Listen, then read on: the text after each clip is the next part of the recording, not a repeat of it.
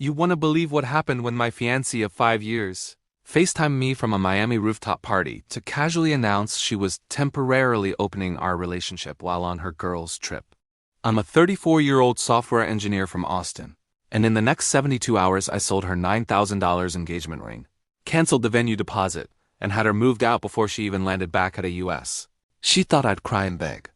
Instead, she came home to an empty closet and a post-it that read, "Enjoy the open relationship, permanently.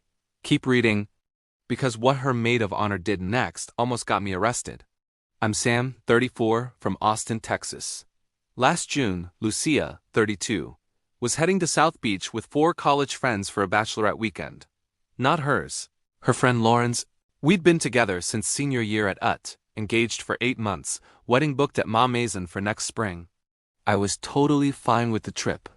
Paid for her flights, told her to have the time of her life. I'm not the controlling type. Saturday night, I'm on the couch in our house in Travis Heights, eating brisket tacos and watching the Rangers game, when my phone lights up. FaceTime from M. She's on some hotel rooftop, neon lights flashing, music thumping. She's already several margaritas deep. "Babe," she yells over the noise. "I need to talk to you about something super important." My stomach instantly knots. "What's up?" "So, I've been thinking a lot on this trip and I've decided I want to open the relationship. Just temporarily.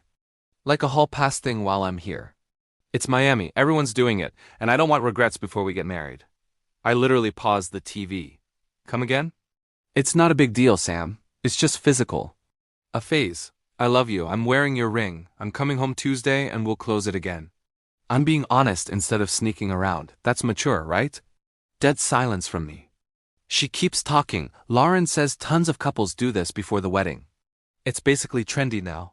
I finally found my voice. "Lucia, if you sleep with someone else, there is no closing it again. We're done." "Full stop," she laughed, actually laughed. "You're being dramatic. You'll get over it." "I'll be home in 3 days and you'll see it's fine," I said. "Enjoy Miami," and hung up. I sat there for maybe 10 minutes staring at the half-eaten taco. Then something snapped. Not angry, just crystal clear calm. I walked to our bedroom safe. Took out the little blue box with the 2.1 carat oval diamond I'd saved 2 years for, opened my phone. Next I called Ma Maison, canceled the venue, ate the $5,000 deposit. Called the florist, the band, the photographer, every vendor that would let me out early. Then I texted Lucia's mom, who was already iffy about the wedding. "Ask your daughter what an open relationship means." Left it at that. Sunday morning, I rented a 10-foot U-Haul, called my buddy Derek, and we boxed every single thing that was hers. The designer dresses, the 47 pairs of shoes lined up like soldiers, the Dyson Airwrap, the entire Le Croisette collection her dad bought us as an engagement gift. Every framed photo of us from Fredericksburg wineries to Big Bend took us 9 hours. I left her stuff in the garage, padlocked it, and changed the ring code so her fingerprint wouldn't work anymore. Monday 2 p.m., while she's probably still hungover on a South Beach lounge chair, I get a notification. "Ring sold, buyer picking up in Austin tomorrow." Money hits my account. I PayPal myself a little high five and start cooking a ribeye, just one. That night she tries FaceTiming 6 times. I decline every one. Then the texts start flooding in. The texts went from playful to panic in about 4 hours. 10:17 p.m. Sunday. "Lucia, babe, answer the phone, this isn't funny." 10:31 p.m. "You're overreacting." "It was just an idea." 11:02 p.m. "Sam, I'm sorry I was drunk. Please call me." 11:47 p.m. "Fine, be a child. I'll talk to you when I land." 12:14 a.m. "Wait, why did the Ring doorbell just notify me access revoked?" 12:15 a.m. "Sam, what did you do Monday morning?" She starts blowing up my phone from the group chat. Her sister, her cousin, even Lauren's burner Instagram. I'm muted on everything. At 9 a.m., the buyer for the ring, some crypto guy in Dallas, wires the money and picks it up from my office lobby. Done. Tuesday 11:47 a.m. Her plane lands at Austin Bergstrom. I'm at my desk eating torchies when Lauren, maid of honor, calls from Lucia's phone on speaker. Lucia is hysterical in the background. Lauren says, "You're seriously doing this? You sold her ring?" I tell her, "Yup, 2.1 carats, G color, excellent cut." "Went quick," Lucia's sobbing. "That was my grandmother's stone setting, you psycho." I tell no, the stone was new, the setting was from Tiffany. Already bought myself a new Traeger with the proceeds. Thanks. The Uber straight from the airport to the house. I'm home by then, sitting on the front porch drinking a Topo Chico like it's a normal Tuesday. Lucia stumbles out of the Uber in sweats and sunglasses, eyes already swollen. Lauren and two other girls trail behind like a sad entourage. Lucia runs up the steps. Give me my key. I answered her, already rekeyed. Schlage deadbolts, highest rated on Amazon. She tries the doorbell camera. Her face no longer unlocks it. Starts pounding on the door. Lauren whips out her phone and starts filming for TikTok, obviously. Lauren, yelling for content. This is what toxic masculinity looks like, y'all. Lucia tell me, open the door, Sam. We need to talk like adults. Me calm, nothing to talk about. You wanted an open relationship. Congratulations, it's open, permanently, from both sides now. Lucia starts ugly crying. I made one drunk mistake, one. I didn't even do anything. I tell her, you announced you were going to sleep with other people and expected me to wait on standby. That's not a mistake, that's a decision. Lauren's still filming. He's holding all her stuff hostage. I tell her, her stuff's in the garage, she can have it. Just can't come inside. I open the garage door from my phone.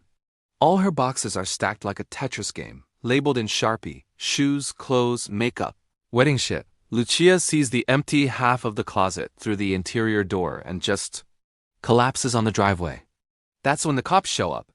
2 Austin PD cruisers roll up because Lauren called 911, screaming about domestic violence in progress and he's holding her hostage. Lucia's on the driveway doing Oscar-level hysterics, mascara rivers down her cheeks. Lauren's live streaming the whole thing.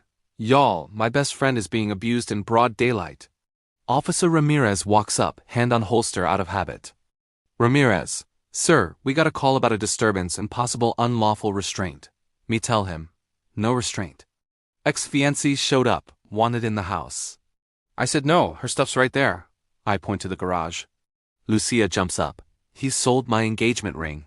He changed the locks. That's theft. Ramirez looks at me. I pull up the real receipt on my phone. Dated Sunday, signed digital transfer. Then the house title, my name only, bought 2 years before we met. Lucia's name isn't on a single document. Ramirez turns to Lucia. Ma'am, do you have any proof of residency, lease? Utility bill? Lucia says. We were getting married. Ramirez says, congratulations, but that doesn't put you on the deed. This is a civil matter.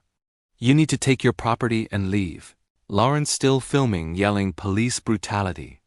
Even though nobody's been touched.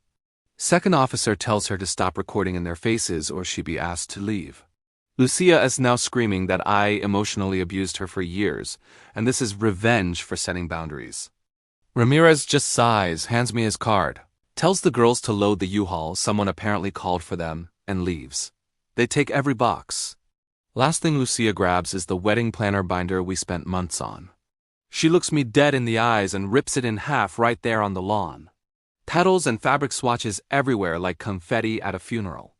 2 days later, she files a police report for theft of the ring and illegal eviction. Detective calls me. I email him everything, receipts, deed, ring footage of her admitting on the driveway she didn't even hook up with anyone. Case closed in 48 hours. Then the TikTok explodes.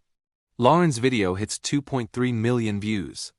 Caption, my bestie got financially abused and evicted for wanting to explore before marriage.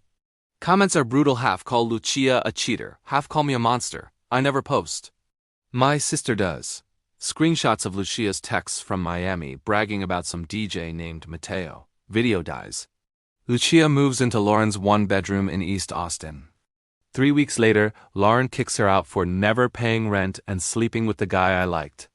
Lucia ends up on her parents' couch in Round Rock. 6 months later, I'm grilling on my new Traeger. Dating a trauma nurse named Sarah who thinks the whole story is hilarious. Lucia still sends Venmo requests for therapy copays caused by your abuse. I decline everyone. Last I heard, she's working at a smoothie bar on South Congress and telling customers her ex stole her ring and left her homeless. Whatever helps her sleep, I kept the house. Kept my peace. Kept the lessons. And yeah, the open relationship is still open. From my side forever,